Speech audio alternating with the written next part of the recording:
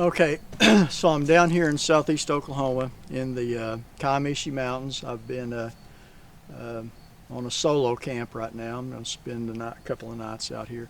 I've been hiking and fishing this area. Fish haven't been biting very well at all, but I was going to share with you the first time I ever came to this area back in I believe it's 2002 or 2003. Because somebody had claimed to have seen a Bigfoot while they were out riding horseback, and it was on this road right here is where they said that they had sighted this creature. And of course, I'm interested in that kind of thing, and I always have been. I like anything to do with nature, and that's a great mystery of nature that a lot of people claim to have seen. But anyway, a friend of mine, neighbor, had told me that a friend of theirs that breaks horses had told him he was riding horseback down here by himself and had one of these things step out in the road in front of him. And the way the report went to me, I got in contact with him after that. This guy's wasn't trying to seek any publicity. As far as I know, my neighbor that he told and myself's the only one that he ever let that known to, and that's why I'm not using his name or anything.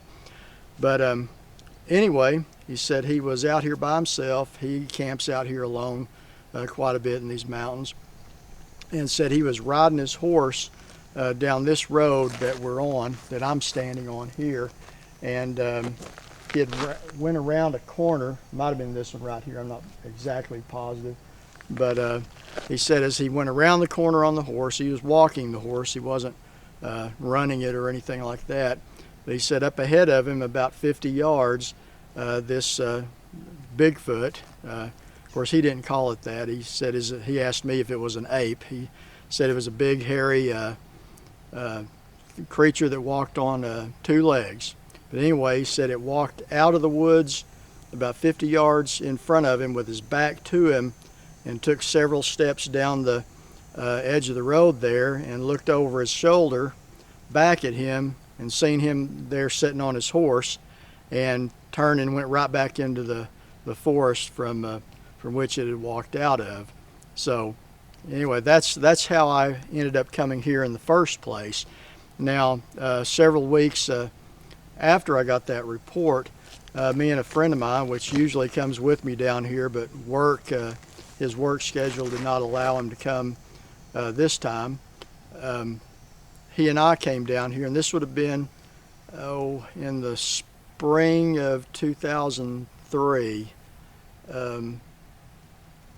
We came down here to look around, and anyway, we were the only ones out here, and we stayed the night down here. And the next morning, in a edge of a mud hole, we found some tracks, and they were humanoid tracks, like a big flat-footed person. They weren't as big as like we hear about Bigfoot tracks in the Pacific Northwest being 16 or more inches long. These were like 13 or 14 inches long, to the best of my recollection. But I've still got the cast at home that we took.